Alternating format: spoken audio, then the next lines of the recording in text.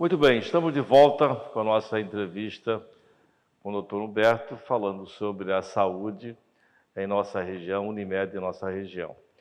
Doutor Humberto, falamos da estrutura da Unimed, enfim, e agora vamos falar um pouquinho do futuro, ou seja, os próximos investimentos da Unimed, em hospital, em laboratórios, o que tem de planejamento para os próximos 5 anos, 10 anos, enfim, ou de imediato, a curto prazo, médio e longo? Nesses 29 anos foi um processo contínuo de mudanças e é bom esclarecer que todo investimento, como eu falei, é do nosso cliente que paga, não vem dinheiro de fora. Então a gente comprou agora a maternidade, foi um investimento importante. Ano passado a gente já fez todo o pagamento e temos mais 15 milhões para investir nas reformas que vão ter agora. Só que no nosso planejamento era o Hospital de Itajaí, o Hospital Geral de Itajaí. O projeto já está pronto, ficou muito lindo. A nossa região vai ficar muito feliz com a beleza arquitetônica do projeto. Ele lembra realmente a coisa do mar, lembra, né, o visual dele. Eu vou apresentar agora na Assembleia dos Médicos em março o projeto arquitetônico, que já está feito, agora estamos na fase estrutural. Já levamos para ano retrasado, para a Comissão Municipal de Obras e tal, que foi aprovado ali a construção do hospital na João Bauer. Vai ser onde? A João Bauer, ali perto na do João Bauer. Isso, onde ia sair um prédio ali, que foi a ANAC. É um empreendimento de 15 andares, vai ser maior que o Hospital de Itajaí, com 150 leitos, né, com 2 UTIs, centro cirúrgico, e com um valor aí nesse sentido. Então, é uma programação de 5 anos, mas com 3 anos a gente já vai ser 2 módulos. Vai ser o módulo de baixo, onde vai ser toda a estrutura de pronto atendimento infantil, adulto, consultórios, oncologia, a parte diagnóstica ali no primeiro bloco de base, e o hospital acima, que vai ser no 4º, 5º ano para finalizar o hospital. A gente entende que em 5 anos, se tudo correr bem, a gente consiga entregar para a nossa sociedade um hospital ali de ponta, com a tecnologia para 150 leitos ali para a nossa região. A gente vai começar provavelmente agora no primeiro semestre, vai depender da nossa Assembleia, né, o dinheiro para o investimento disso, e é uma estrutura que é hoje o nosso foco maior é ali, até porque o restante já foi estruturado nesses últimos 3, 4 anos, que foi a parte diagnóstica em Itajaí, o término do hospital e algumas atuação no hospital, e a maternidade, como a gente acabou de falar. Mas vai ser um hospital. Continua o laboratório, a imagem, tudo onde estão, isso não se altera. Isso, lá é só um hospital, de fato. Um hospital, mas com um diagnóstico dentro, com ressonância, tomografia, com internações de criança, adulto, com laboratório. Isso é um hospital geral, como é o nosso aqui, só que essa estrutura de Itajaí, ela tem o privilégio de ser um terreno único. Aqui o nosso, por uma questão que a gente não a velocidade foi muito mais rápida do que se poderia pensar, a gente teve que adquirir alguns terrenos do lado para conseguir terminar o hospital. Quem olha o hospital sabe que ele foi feito em 3 módulos, em 3 torres. Lá não, lá é um terreno só, são 6 mil metros quadrados o terreno da João Bauer. Uma estrutura para estacionamento? Tudo estacionamento. Isso é uma inovação importante. O paciente que vai, por exemplo, na oncologia, ele não vai chegar no hospital, deixa o carro e vai entrar no hall para subir o elevador para ir na oncologia. Não, ele vai subir pela rampa e vai estacionar no andar da oncologia. Assim, alguns shoppings no Brasil já são assim. A pessoa quer ir na loja tal, fica no 3º andar, lá tem o estacionamento, então ela estaciona ali. Então, os andares ambulatoriais, não de internação, é lógico, mas os ambulatoriais, que vai ser a clínica de pediatria, cirurgia, reumatologia, oncologia, são todos de diagnóstico, a ressonância, a tomografia, são andares porque é uma área, uma laje de quase 5 mil metros quadrados, né? Uma área muito grande. Então, ela vai ter uma parte de estacionamento e uma parte funcional. Então, a pessoa vai com rampa, são 2 rampas que dá de subir e descer ao mesmo tempo. Esse é o projeto arquitetônico que a gente vai mostrar para a sociedade aí, esse ano ainda, que está ficando muito bonito o projeto. Interessante. Estrutura moderna, que Itajaí vai ter mais um hospital, naturalmente, para parceria com a população. O Hospital da Unimed. Hospital da Unimed. Muito bem, falamos de Unimed, falamos de saúde, estrutura. Vamos entrar um pouquinho nessa pandemia que aí está. Eu sei que o senhor, de vez em quando, soltava lá uns vídeos, uns áudios, chamando a atenção, nossa atenção, que devíamos tomar cuidado, etc. Eu mesmo passei por certos cuidados disso, você sabe disso, conversei com o doutor Humberto, fiz uma cirurgia no dia 4 de dezembro e falei com o doutor Humberto sobre isso, porque havia um certo receio e tal. Mas ele me tranquilizou quanto a isso, foi tudo bem, graças a Deus.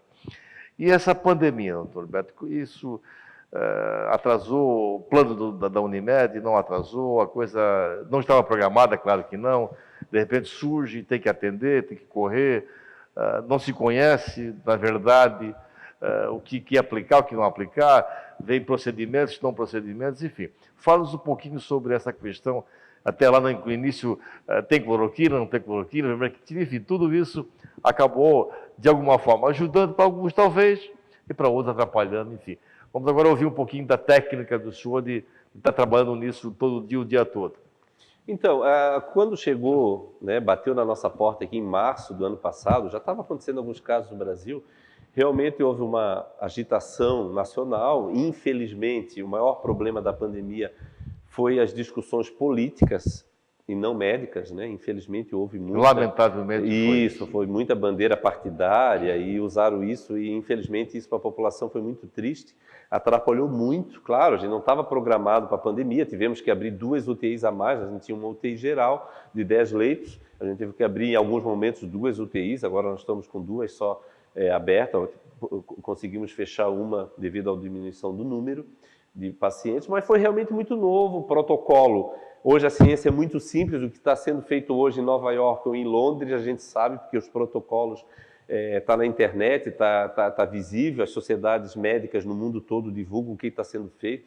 Então a gente não houve assim uma dificuldade demorada de se conseguir formar uma estrutura para atender o nosso cliente.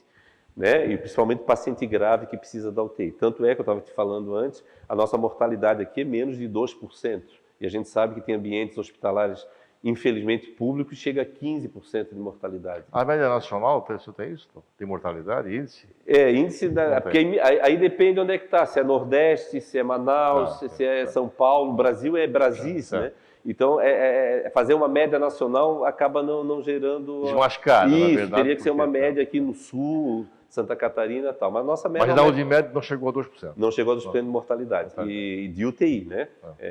Se for comparar o paciente de enfermaria, é muito menos ainda. Então, mortalidade, claro, tem paciente de 90 e poucos anos que teve Covid e internou. Hoje nós estamos com 2 pacientes acima de 90 anos internados na UTI. Que é muito mais risco, naturalmente. Muito risco, Mas a estrutura foi feita, os profissionais enfermagem, nutrição, multidisciplinar, e os médicos que atenderam estão de parabéns. Realmente, eu fiquei mais preocupado como gestor, que poderia, depois de 3, 4 meses, a gente não conseguir ter uma estrutura de colaboradores, de funcionários, de enfermeiros, de médicos, que pudesse dar conta, e já estamos chegando a 1 ano, e felizmente a gente conseguiu manter. Vários profissionais tiveram Covid, tiveram que se ausentar, ficar 14, 15, 20 dias fora. Infelizmente, perdemos 2 profissionais da nossa região, que não estava atuando ali, mas cooperados que tiveram Covid, e a gente ficou muito triste com isso. Mas a parte... São 2 médicos. 2 médicos, 2 médicos. Funcionários, felizmente, não. Mas a gente está conseguindo dar esse atendimento, ampliamos, conseguimos manter essa estrutura, o ambiente, a gente nota a felicidade, assim, a satisfação dos colaboradores e dos médicos de ter participado desse processo cansativo, com medo, muito sem ver a família por alguns dias, preocupado em levar a doença para os seus pais, seus familiares, principalmente naquele início, né? Então, todo mundo passou por isso, mas todos nós em casa mesmo, não sendo da área da saúde, ficamos com medo.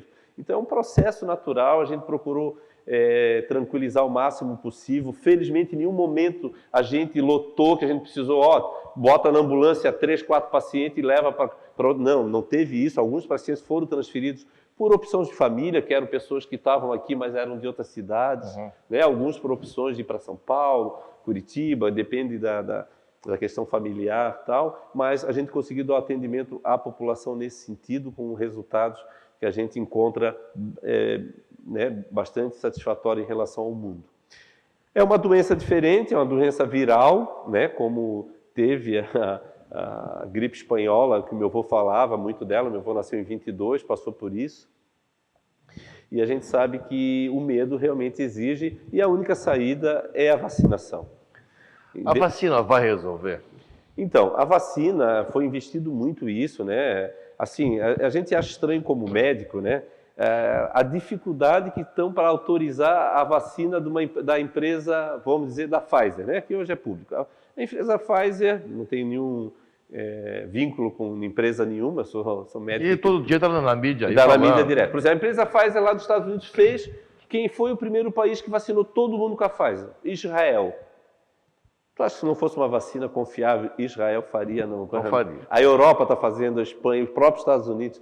Então, a vacina de segurança, dose 1, claro, tem toda aquela questão de estar com a temperatura 70 graus. Eu não sei se a logística brasileira de conseguir receber essa vacina e fazer, em centros como São Paulo, com certeza, né? Mas para o interior a coisa é complicada. Exatamente. Transporte. Né? Isso. Mas tem as outras vacinas que estão acontecendo, né? A própria chinesa, a russa, que está saindo agora. Assim, ó, o importante, se a população se vacinar e diminuir, isso vai salvar vidas, né? Vai salvar vidas, vai diminuir, as pessoas vão ter menos riscos de ter doenças graves. É igual a vacina da gripe, né? A vacina da gripe não evita a gripe, mas ela evita casos graves de gripe. Tem gente diz, não vou tomar porque ano passado eu tomei vacina da gripe e 2 meses depois eu peguei gripe. Sim, pegou gripe, ficou 3 dias lá com dor de cabeça, tomou analgésico, ótimo. E essa é a função da vacina. Fazer com que as pessoas que adquirem um vírus, como a gripe, como o corona, como outros tipos de vírus, elas não desenvolvam uma doença grave, que precise de hospitalização, que precise de internação. Ah, não, mas eu me internei e saí bem. Sempre pode ter sequelas, né? Então a gente tem que diminuir, a função da medicina é diminuir o sofrimento do ser humano, diminuir as sequelas e proteger a vida. Muitas vezes a gente não consegue, é uma missão que a gente sabe que muitas vezes a gente perde. Mas o mais importante é a gente diminuir os riscos das complicações. E hoje não existe uma medicação.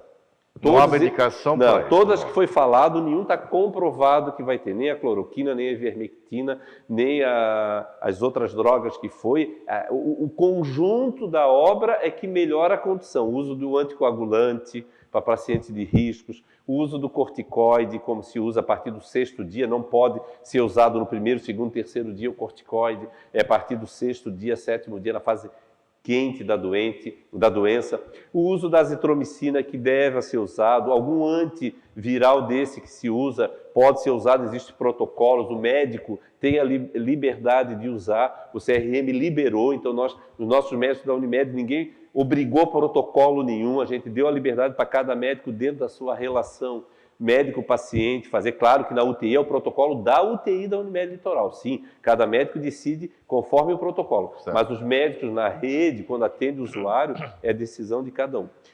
Não existe nenhum remédio que diz tomou, passou, como se fosse sífilis, por exemplo. Sífilis existe um remédio que todo mundo conhece, que é a penicilina, né? Bota no músculo, faz 3 semanas de penicilina e cura a sífilis, que é uma doença infecciosa, sexualmente transmissível, por sangue, por tudo. Não existe esse remédio para o corona. Para a AIDS existe remédio? Existem remédios efetivos para a AIDS que neutraliza a doença, a pessoa fica com a doença estável. Para o corona não tem. Então, para o corona é a vacina. Como a gripe, não existe um remédio para a gripe. Né, quando pega um cura a gripe, isso, ameniza. A pessoa cura a gripe, né? A pessoa que está saudável. A gripe pegando no idoso que tem algum problema de deficiência, a pessoa morre de gripe. Até porque o organismo também são diferentes, a reação do organismo são diferentes. Agora, existe uma linha tênue aí, como é que eu vou decidir procurar o hospital, procurar o médico que eu devo estar com sintoma do coronavírus? 3 dias, 4 dias, 5 dias, logo se tem uma febre, eu estou suspeitando, e daí? Esse padrão está bem conceituado. Os 5 primeiros dias, que a gente chama fase 1, normalmente isso, na grande maioria das vezes, não necessita ir para o hospital. É a fase 1. Que começa os sintomas, muitas vezes as pessoas vão ao hospital com medo e acabam não precisando ir. por isso que a gente montou uma estrutura Mas de como é que atendimento. ele se cuida em casa? Então, aí assim, aí tem que ter orientação médica e o atendimento ambulatorial, como a gente fez a Central Covid, os ambulatórios públicos também na nossa região tiveram uma ação bem importante e eficiente nisso, tanto de Balneário como de Itajaí, né, onde médicos orientavam a medicação, a azitromicina, a atuação de alguma vitamina D, zinco e analgésicos e o uso de um antiviral desse, como a ivermectina ou outros, conforme a decisão do médico e a opção do paciente. Esses 5 primeiros dias é muito tranquilo.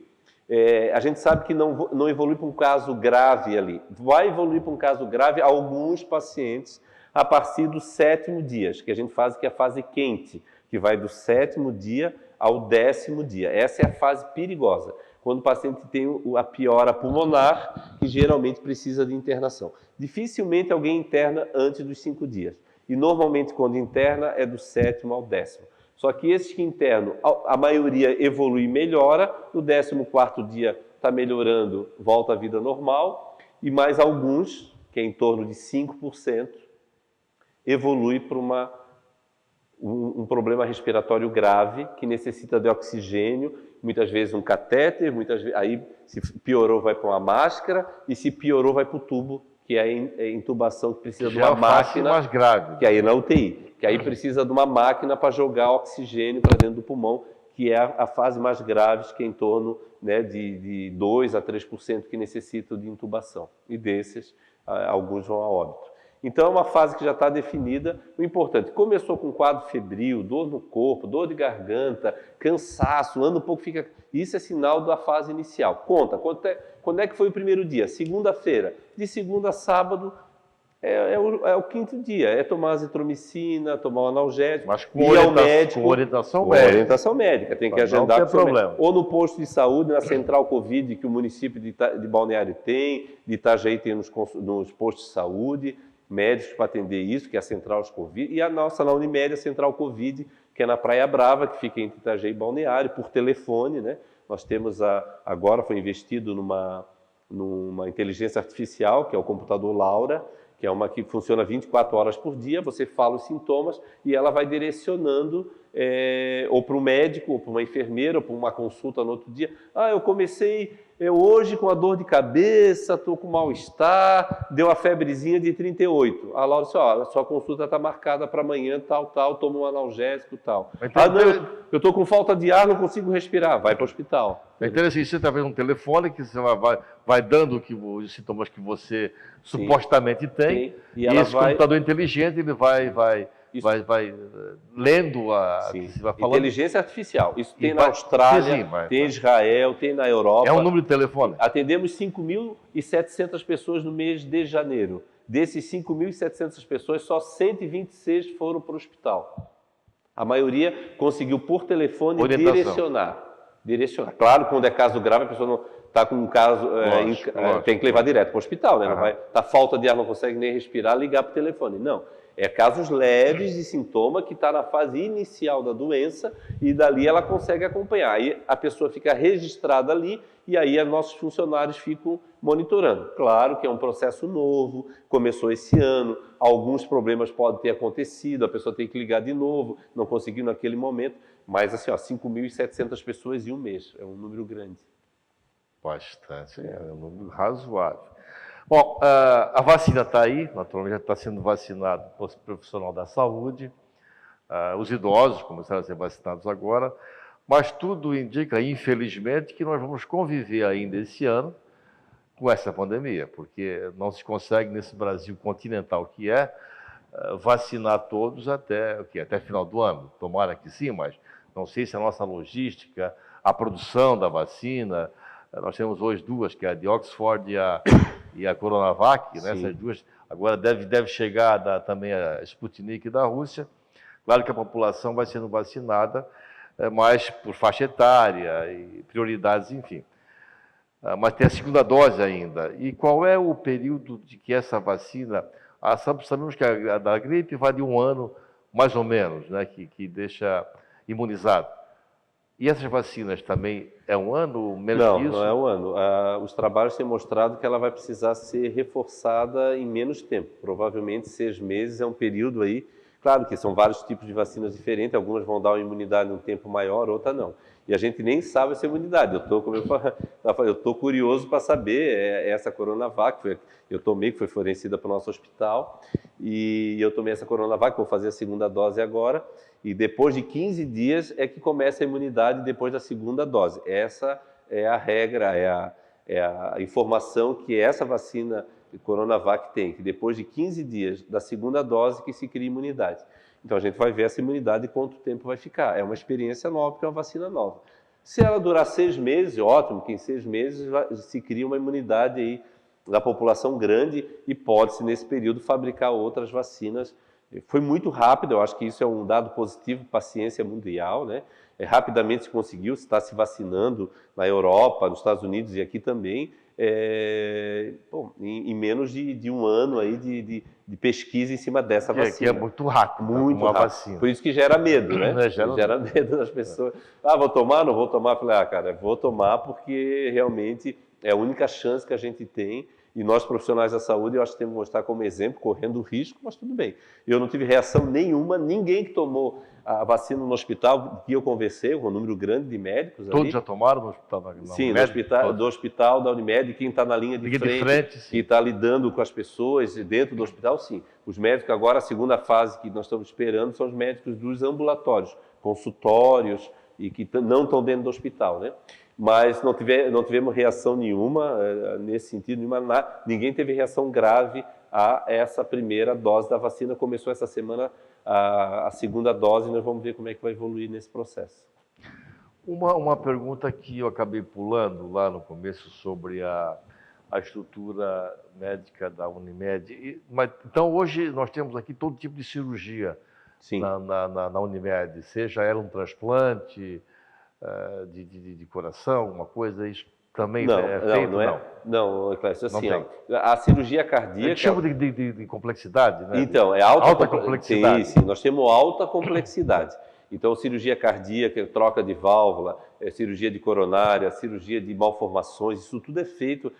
cirurgia de tumor cerebral, tumor de base de cérebro, que é uma cirurgia extremamente difícil, precisa um navegador, que é um aparelho que vai localizando onde é que está o tumor durante a cirurgia, que é um equipamento que custa R$500 mil só esse navegador. Então, toda essa estrutura de alta complexidade tem. Já o transplante, ele é uma estrutura governamental que depende de filas. Certo. Então, o governo agiu dessa forma, o Ministério da Saúde de forma certa, porque eu tenho condições financeiras e eu vou pagar um transplante, vou passar na tua frente, porque tu não pode. Fila, né? Não pode. Então, o transplante, ele deve seguir... Controlado pelo... Isso, tem que ser controlado. Então, o transplante de rim, de coração, de fígado, já existe uma situação que é em Blumenau, Joinville, que existe uma estruturação já há muitos anos, de organização governamental que segue os princípios organizados pelo SUS de que ninguém fura fila, que é até criminoso isso. Sim. Então, realmente, o hospital privado não entra muito nessa parte para deixar com que essa questão do transplante siga as indicações médicas e não financeiras. Já as outras questões, vai operar a hérnia, vai operar uma vesícula, se tu tem condição, tu vai lá e paga, tu não está furando a fila de ninguém. Mas transplante, tu depende de um doador. E quando tu precisa daquele órgão do doador, aquele órgão, tu não pode comprar esse órgão. Tu tem que receber esse órgão, mas numa regra clara da sociedade. Essa regra é central. Tu tens 80 anos e eu tenho 60. Né? Um caso, o de 60 tem prioridade, porque o de 80 já saiu fora do risco. A expectativa de vida é outra. Né? Mas a pessoa tem um diabetes, tem mais complicado. Aí depende também da combinação do doador com o receptor. Se aquele órgão... tu é mais velho, mas o órgão serve para ti, não serve para mim. Eu já não recebo. Então, são regras que o Ministério da Saúde fez já há muitos anos e deva ser seguido. Então, por isso que a gente não investiu em transplante nesse momento, até essa estrutura ficar realmente organizada. Doutor Roberto, nós sabemos que o Brasil tem problemas seríssimos, né, de estrutura, de saneamento básico, que é um problema sério para a população que precisa, carente, enfim. O que precisa ser feito hoje a nível de saúde para melhorar essa saúde do brasileiro de uma forma geral? Como é que que a medicina, como é que o Ministério da Saúde vê isso, as secretarias estaduais de saúde, como é que isso trabalha dessa forma para que possa ser melhorado isso? Há uma política direcionada ou o SUS vai por um caminho, a medicina privada vai por outro, enfim, então nos conte um pouquinho sobre essa questão para melhorar a saúde do brasileiro. A nossa saúde pública está muito vinculada às políticas dos governantes. Então você imagina que dentro de um período de 20 anos num país como o Brasil, quantos partidos políticos fizeram a gestão do país, com mudanças? E o Ministério da Saúde e as políticas vinculadas a esses partidos políticos. Uns mais de direita, outros mais de esquerda, outro isso, daquilo. Isso não acontece em país sério, políticas sérias, como é a Alemanha, como é a Inglaterra, que a parte da saúde independe da gestão governamental, porque já existe uma gestão estruturada para a saúde. Então, se na Inglaterra é a direita ou a esquerda que vai governar, a política de gestão da saúde é organizada pela saúde e não pelo investimento do governo. Fazer isso, fazer aquilo, né? Então, infelizmente, o Brasil sofre essa ingerência dos partidos, de quem faz a gestão do país em termos políticos, e por isso que a medicina privada cresceu. Então, assim, a nossa Unimed tem 29 anos, ela produziu um hospital, produziu um laboratório, ela tem uma estrutura aqui, mas é uma gestão nossa, não tem interferência de um partido X, Y, Z. É governado, é gerenciado por nós, médicos. Na Alemanha é assim, na Inglaterra é assim, não é cooperativa, mas a gestão é da saúde pública. Se é definido lá para o câncer de próstata aquela medicação, toda a população vai receber aquela medicação. Ah, mas eu quero a medicação X, não está no protocolo, não recebe. Se tu quiser, tu vai lá pagar. Agora, no Brasil, não. A pessoa entra na justiça, o próprio governo tem que pagar tratamentos milionários que ainda não está nem comprovadamente eficaz para aquilo que a pessoa entrou na justiça. Então, existe muito desmando, muito desperdício, muito desvio, muitas coisas que a pessoa é eleita para um governo, para um município, e aí bota alguém lá na saúde que nem conhece a saúde, né?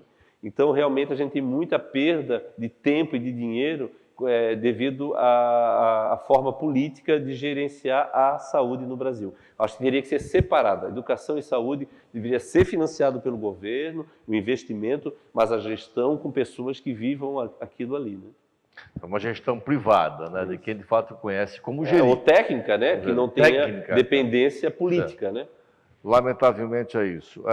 E uma última questão sobre os planos de saúde. Há reajustes anuais, essa política também ela vem da Agência Nacional de Saúde. Como é que isso é baseado em planilhas que apresentam de custos de cada um dos planos de saúde? Como é que isso é controlado? Como é que funciona? Essa foi a forma que os governos tiveram de tentar gerenciar os planos de saúde, né? As cooperativas, elas funcionam de um jeito. A ANS, quando foi criada, foi no governo do PT que criaram essa ANS, que é uma agência que, quando foi criada, tem um lado positivo e negativo em tudo. Agência reguladora, né? É, agência reguladora. Quando foi, existia 5.700 planos de saúde no país. Hoje tem 700. Então, aqueles planos de fundo digital, acabou tudo. Esse foi o lado positivo da ANS. Uhum. O lado negativo é a ingerência política em relação a isso. Tanto é que não dá. Então, a ANS que define os reajustes, que realmente, em alguns momentos, é absurdo, eles chegam a dar 29% no plano de reajuste. Não sei qual é o cálculo que eles fazem. O critério assim, para isso, né?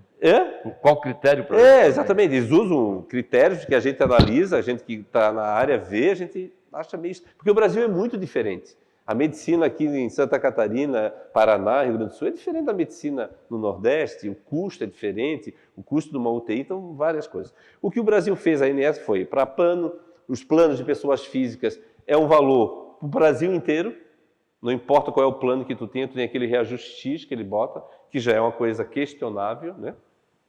Que é um valor igual, se é 5%, é 5%. Será que é 5%? Quanto é que foi o custo?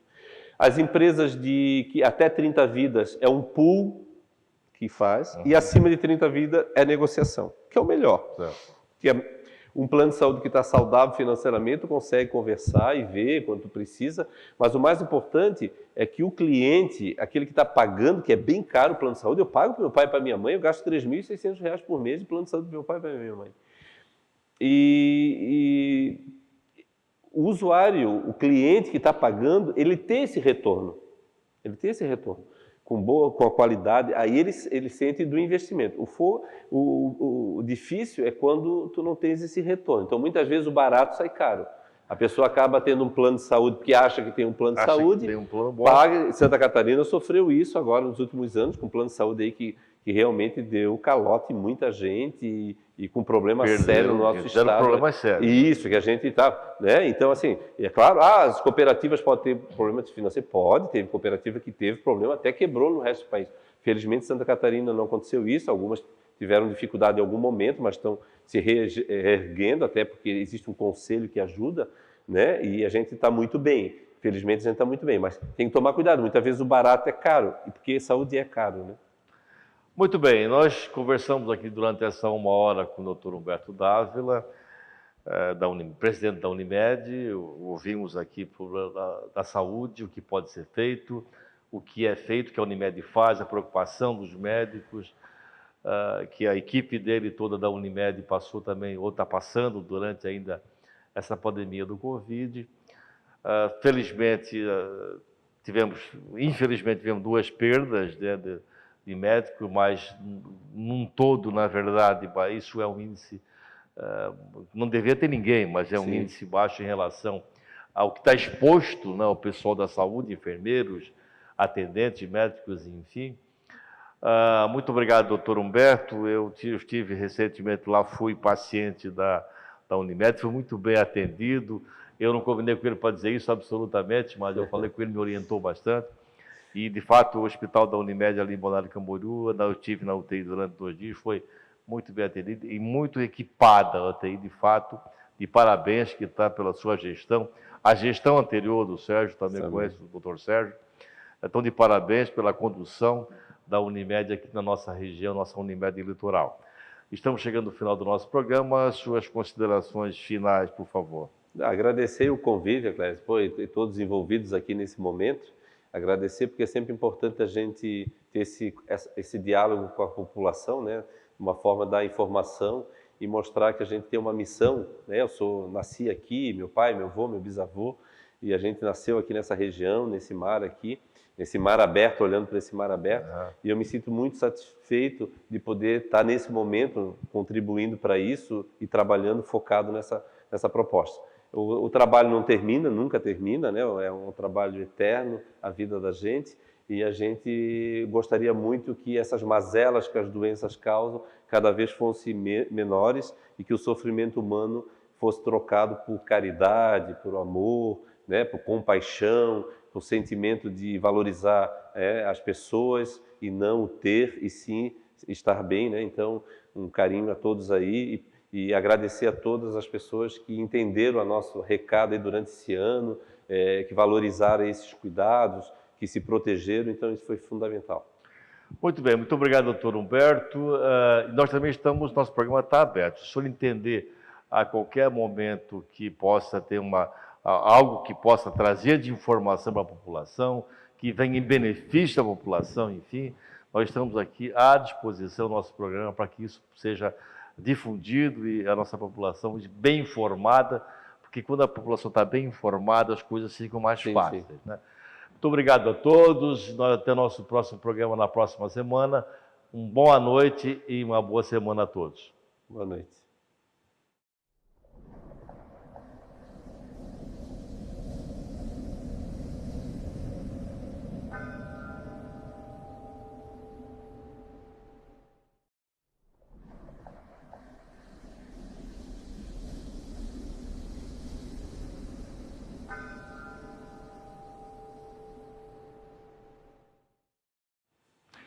Boa noite, mais uma vez. Estamos hoje, terça-feira, abrindo mais o nosso programa Mar Aberto, programa que tem como viés de levar conhecimento, seja ele do modo empresarial, seja da medicina, seja da educação, da saúde, enfim, E hoje nós estamos aqui, temos o prazer de ter aqui o presidente da Unimed, Dr. Humberto Dávila, que gentilmente aceitou o nosso convite e está conosco hoje. Vamos falar sobre a saúde da nossa região, a saúde de uma forma geral. Obrigatoriamente vamos ter que entrar também em Covid, que todo dia se fala na televisão, mas é recorrente esse assunto. E teremos que falar também sobre vacina, enfim, o Dr. Humberto é autoridade no assunto e irá nos explicar, nos esclarecer, falar sobre a Unimed. É isso que nós hoje, durante o nosso programa de hoje, vamos trocar essas informações e passar essas informações aos senhores, aos que estão nos assistindo. Doutor Humberto, boa noite, suas considerações iniciais. Boa noite a todos os ouvintes aí, telespectadores. Obrigado, Clécio, pelo convite. É um prazer poder participar aqui do teu programa. Parabenizar pelo nome, Mar Aberto. Acho que tem tudo a ver com a nossa vida. A gente que é daqui de Itajaí, Balneário, nascemos aqui. E esse mar de Balneário aí que está no fundo aí, a gente já tomou muito banho aí quando era criança e na nossa vida. Então, Mar Aberto, parabéns pelo título. Obrigado. O Mar Aberto foi um nome que nós escolhemos por ser exatamente aí na informalidade, e estamos aqui nesse mar fantástico que temos na nossa frente aqui em Balneário Camboriú, Itajaí, essa nossa região, nosso litoral de Santa Catarina. Por isso, Mar Aberto, que vamos sempre conversar sobre essa forma, de forma bastante aberta e transparente. Muito bem, doutor Humberto, Unimed. A Unimed é uma cooperativa, como é que a Unimed se compõe? Como é que nós podemos definir essa cooperativa, essa união de médicos, enfim? Vamos começar por esses esclarecimentos.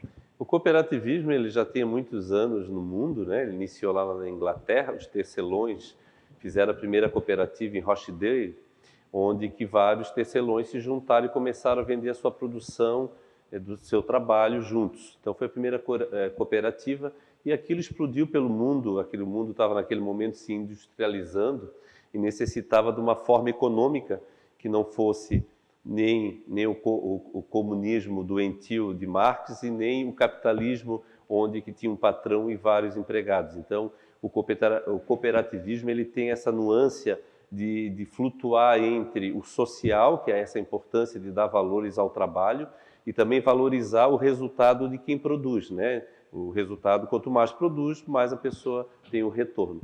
E o cooperativismo veio para o Brasil, na parte agrícola e todas as outras estruturas de cooperativismo, mas em Santos, um médico, o Dr. Castilho, que era um endocrinologista, viu que naquele momento os médicos estavam muito sufocados entre o antigo NPS, NAMPS, que tu lembra muito bem, e as empresas que cuidavam das entidades de trabalhos, né? E ele montou essa cooperativa de trabalho para atender as empresas da região de Santos. O resultado foi muito bom, explodiu no Brasil. Hoje nós somos mais de 360 cooperativas no Brasil que usa a filosofia do cooperativismo, né? Que são uma filosofia muito bem escrita pelo iluminismo lá da Europa, e isso é muito fácil de entender, né? Os princípios do cooperativismo, a nossa relação com a sociedade, a relação com o sócio, e os médicos foram se juntando e formando cooperativismo. A nossa Unimed Litoral foi fundada, esse ano faz 29 anos, o doutor Eduardo Márcio Brandão foi fundador, eu sou fundador, a primeira assembleia, eu sou um dos fundadores, o doutor Brandão, Eduardo Brandão, ele foi o primeiro presidente, e é um trabalho que nós estamos aí há 29 anos, seguindo uma sequência de investimento do nosso trabalho aqui na nossa região, e a gente está muito feliz com os resultados que esse 29 anos, agora vai fazer em junho, trouxe para a nossa região, a nossa cooperativa.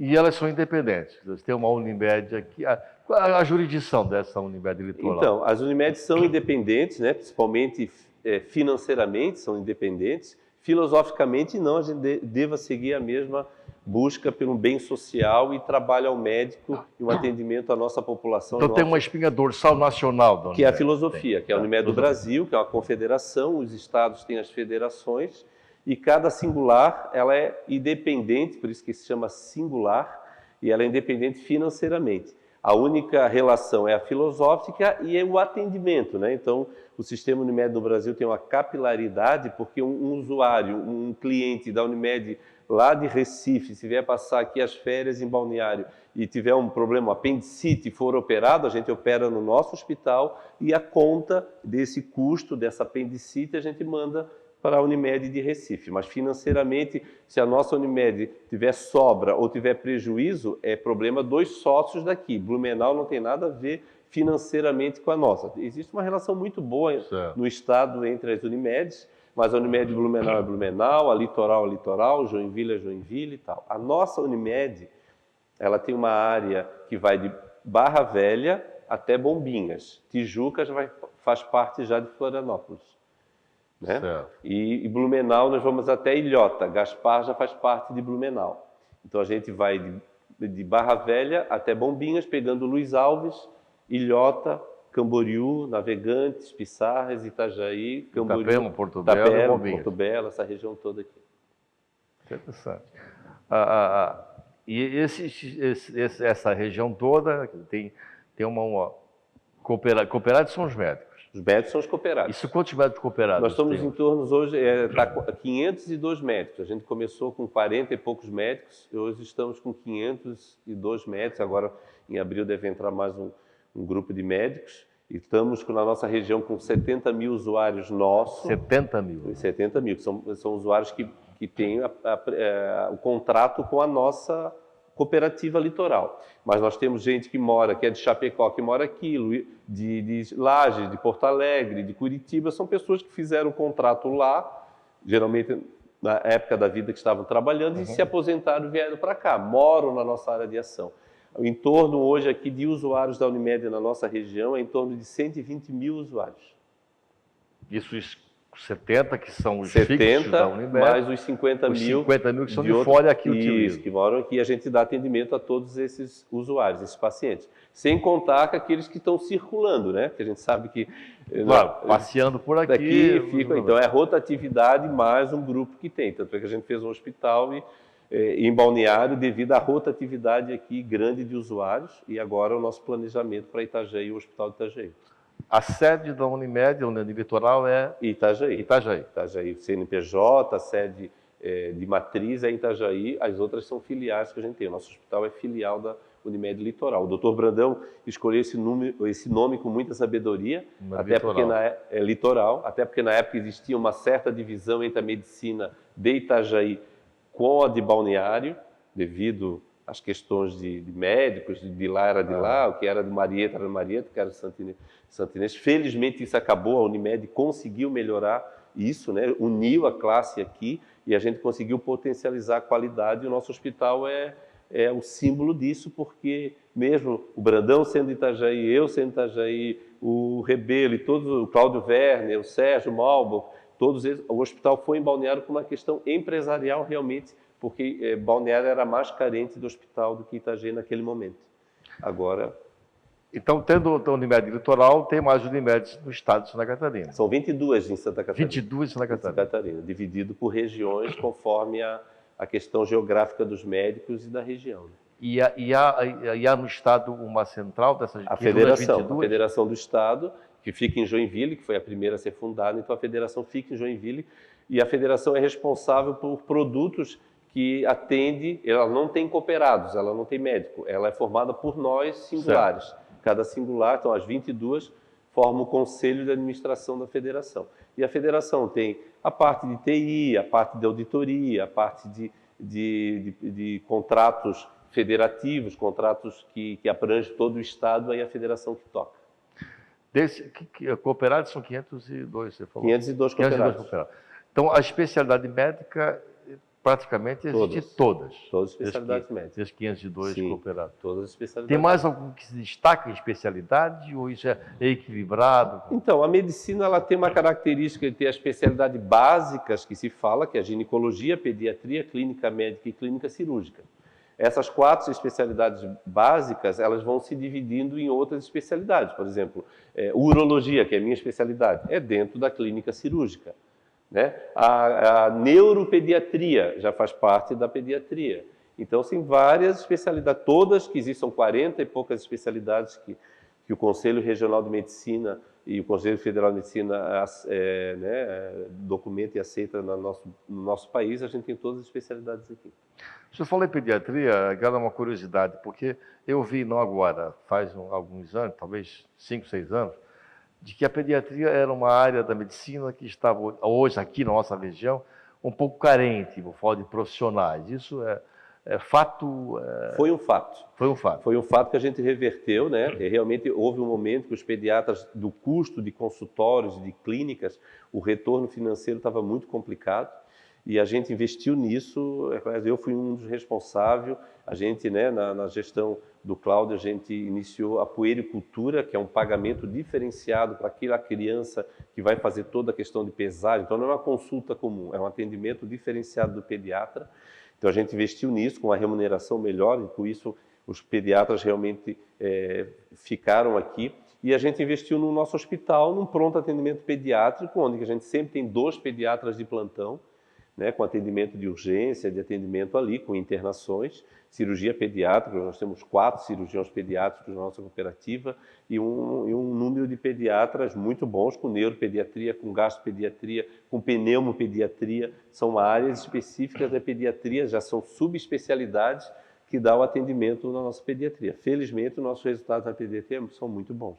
Então, nós podemos hoje transmitir aos pais que está sendo os seus filhos hoje, que nós estamos bem servidos aqui de médicos para essa área, para cuidar das crianças. Da pediatria, sim. E agora a gente adquiriu a maternidade de Santa Luísa.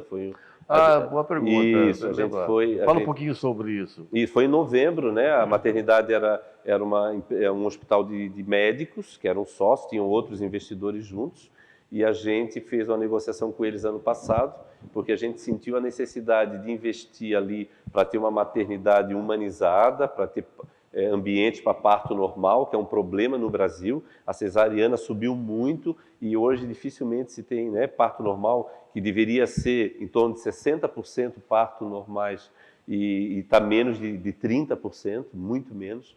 Então a gente investiu nisso, já estamos com um projeto que está na parte arquitetônica, sendo feitos projetos para ampliar a área de partos normais, com banheiras, com a gente chama PPP, que é os partos padrão para ter parto normais, e a gente comprou a maternidade com esse objetivo para fazer um hospital materno-infantil. Então ali tem uma UTI neonatal, que é uma UTI de criança, a gente está ampliando para ter uma UTI de crianças maiores, então vão ser 2 UTIs. A gente tinha um médico de plantão obstetra, hoje são 2 médicos 24 horas, então tem um pediatra de plantão na maternidade e tem 2 ginecologistas obstetra de plantão, e onde que a gente está investindo nessa parte para transformar aquele ambiente, que é um ambiente extremamente de clínica, de hospital, não tem outros tipos de doenças infecciosas ou traumáticas, esse é um ambiente para mulher e para criança, né? Cirurgia de otorrino para criança, cirurgia oftalmológica para criança, e a parte de cirurgia pediátrica, né? E da parte da mulher, que é mama, parte ginecológica, cirurgia plástica. Tem uma movimentação de cirurgia plástica muito boa ali na maternidade, e nós estamos reestruturando, é uma área grande, tem um terreno ali anexo que faz parte muito grande para a gente ampliar, e ali foi um projeto, foi uma negociação que deixou a gente muito feliz, e também pelos médicos que eram sócios, entenderam esse chamado da Unimed, e a gente fez essa negociação agora, finalizou em novembro, e a gente hoje já está na gestão, começando a fazer as reformas. Funcionar já começou, tanto é que a gente botou 2 médicos aí, com custo, só para tu entender, um custo mensal de plantão só dos obstetras de R$300 mil por mês. Só obstetra, fora o pediatra, os anestesistas e outras produções que tenho, né? Então é um investimento importante. E nós podemos dizer que é um hospital infantil? Não. Ainda não, Ainda porque não. a estrutura física não. Neonatal, sim. Mas a intenção é essa? É isso, a intenção. Não, o projeto já está sendo feito, já é está com ampliação, com internação infantil, com centro cirúrgico para cirurgias por vídeo para criança. Já tem muita cirurgia infantil ali de otorrino e oftalmo.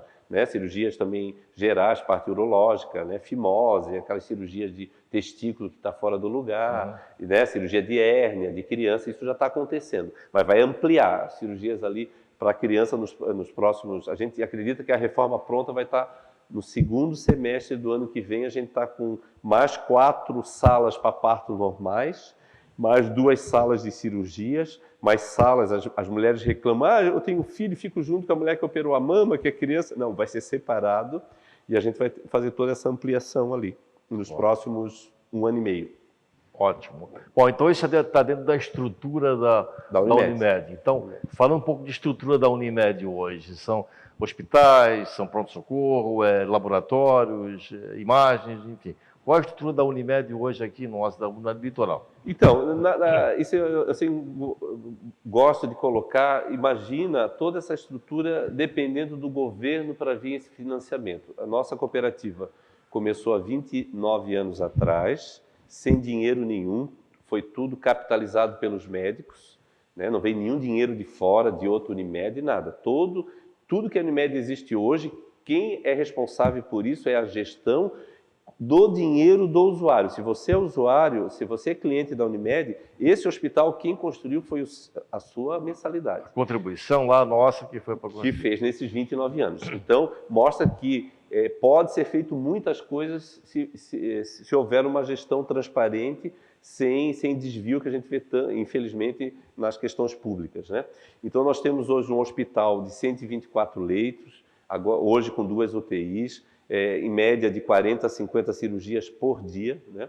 Um hospital que atende cirurgia cardíaca, tumor cerebral, cirurgia neurológica, cirurgia urológica, bariátrica, é feita uma média de 10 a 12 bariátricas por semana no nosso hospital. Então tem uma movimentação muito grande. O hospital hoje está avaliado em 150 milhões, o nosso hospital aqui. Ali de Bom. Ali. Quando foi feito, terminado há 6 anos atrás, ele custou naquela época 94 milhões. Mas já foi ampliado, já foi comprado outros equipamentos, estrutura.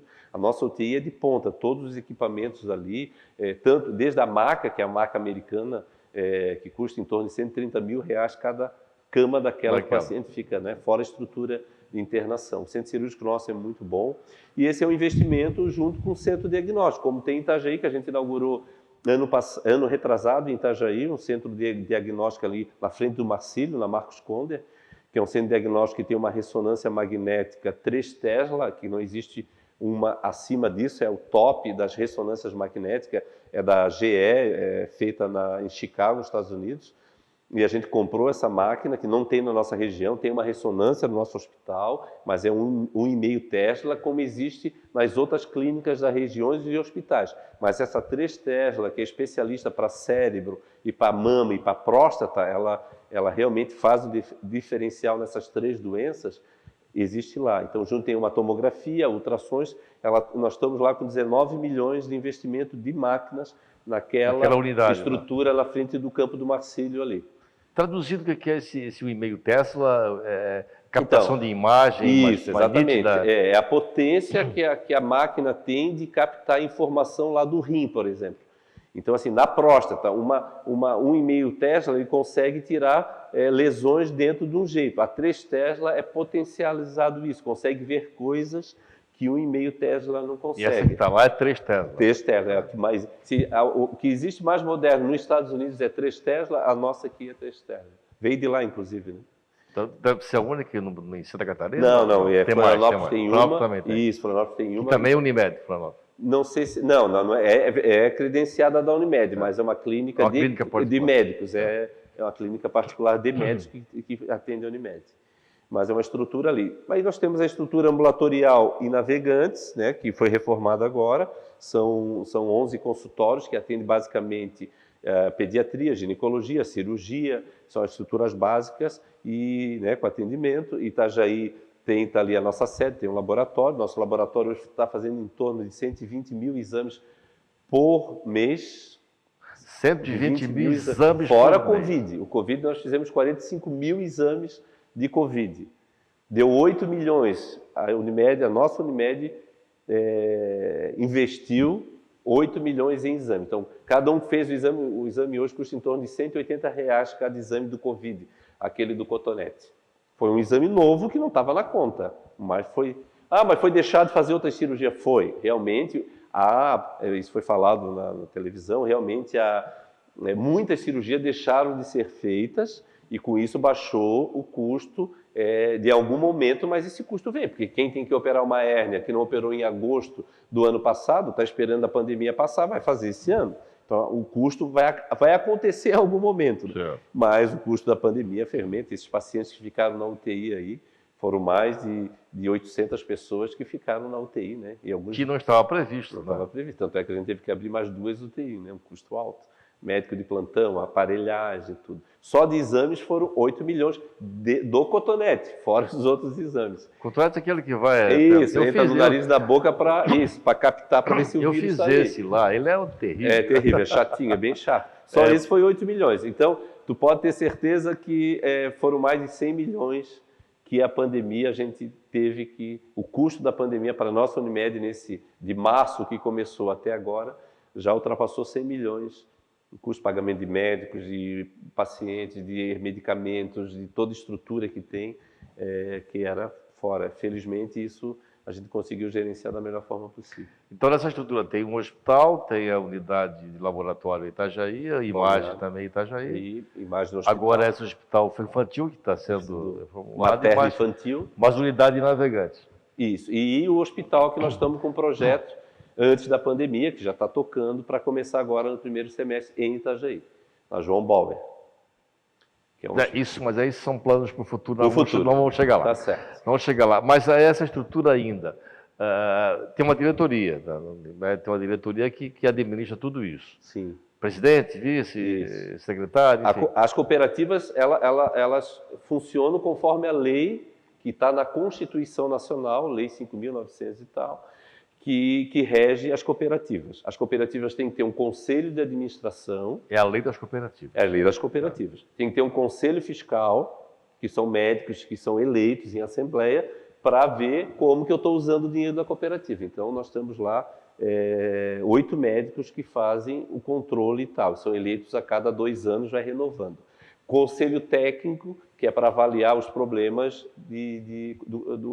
do seu sócio, os problemas que existem dentro da cooperativa. E existe um conselho de administração, que são 11 médicos, e nesse conselho 4 fazem parte da diretoria, o presidente, o vice-presidente e 2 superintendentes, um para cuidar da parte técnica e outro para a parte administrativa. Então, hoje o presidente é Alberto Dávila, o vice... O primeiro presidente foi o Brandão, depois foi o Ivan, a CEF, saudoso Ivan, que faleceu ano passado, depois o Cláudio Werner, e depois o Sérgio Malbo, e eu atualmente estou presidente aí, sou fundador e nunca imaginei ser, porque eu era novo, quando o Brandão me convidou para participar, formar, eu fui o primeiro conselheiro técnico, eu, o Joel e o Alcides, a gente foi os primeiros conselheiros técnicos, a gente formou o conselho técnico, e aí a gente começou a trabalhar, a estudar, e a coisa foi acontecendo. E a nossa gestão é de 4 anos. 4 anos. 4 anos, foi eleito ano passado, a gente está no primeiro ano dessa gestão, eu estou na diretoria já há 9 anos, antes era só assessor, mas como diretor eu era vice-presidente do Sérgio, e agora estou como presidente há 2 anos, porque peguei o último ano do Sérgio, e a gente foi reeleito ano passado. E vamos ter mais 4 anos de luta e de missão para trabalhar. Pela frente, uma luta bastante interessante. E pega uma pandemia. É saúde. Isso. E funcionários? Nós estamos com 1.480 funcionários hoje. A gente começou com um funcionário que era secretária do Brandão, que ela era secretária e ajudava as continhas, que era a Bernadette. Foi a nossa primeira secretária. Não tinha nem computador. O primeiro computador foi um 286, que tu sabe muito bem. O jovem hoje nem sabe o que é isso. Tela monocromática? Não. Aí foi 286, 386 486, depois... Isso, e foi evoluindo. E hoje nós temos um parque aí de TI que vale alguns milhões. Impressionante. 1.480 funcionários. 1.480 funcionários, todos com plano de saúde. Isso inclui enfermeiros? Enfermeiros e funcionários da administração. Médicos não, administrativo, médico mais 500 médicos, chegamos a 2.000 pessoas que fora algumas coisas terceirizadas, como limpeza, alimentação de funcionários, que tem uma estrutura terceirizada aí. Né? Interessante. E a Unimed, existe algum convênio com o SUS ou não atende SUS? Como é que funciona isso? Ou não tem nada a ver? Não temos nada a ver. Não, em termos de contrato, não. O que acontece, em algum momento, a gente pode suprir algumas necessidades que iriam para o SUS. Por exemplo, quando a gente começou a nossa cooperativa, a PAI de Itajaí, que eram todos conhecidos, a Mauricé era uma das diretoras, veio falar comigo: Alberto, a gente tem tanta criança aqui que não consegue fazer exames, não consegue ter atendimento pelo SUS, demora. E a gente fez o primeiro convênio com com a PAI de Itajaí. A gente oferece consultas e exames básicos para eles, porque eles não têm um plano, mas a gente... E hoje toda a nossa região, de Barra Velha até Bombinha, todas as APAES são atendidas com consultas e exames básicos para aquelas crianças. Então eram crianças que iriam para o SUS, na fila do SUS a gente procura agilizar. E interessante que a gente paga a consulta para o médico, por exemplo, precisa do otorrino. Aí da pai a professora ou a mãe leva lá no otorrino. Aí o otorrino atende e ele recebe uma consulta. A maioria não cobra consulta, rasga, faz como, entendeu? Faz como um tal. Alguns cobram, não. A Unimed paga, mas ele só cobra se ele cobrar, né? É como se ele. Se ele for ele rasga para não precisar cobrar, ele dá de benefício aquilo. Então é um benefício para a sociedade importante, que é a missão da cooperativa, né? Além dos esportes, dos investimentos culturais que a Unimed faz, essa parte com as APAES da nossa região é uma satisfação muito grande poder ajudar aquelas crianças ali que precisam. Interessante. Nós estamos aqui conversando com o Dr. Humberto. Estamos dando uma aula aqui, inclusive, de cooperativa. Eu não sabia algumas coisas, veio lá do iluminismo, veio da Inglaterra, enfim, tomamos uma aula de história e uma aula de medicina. E vamos continuar conversando com ele sobre isso, mas depois do nosso intervalo comercial, rapidinho, voltamos já.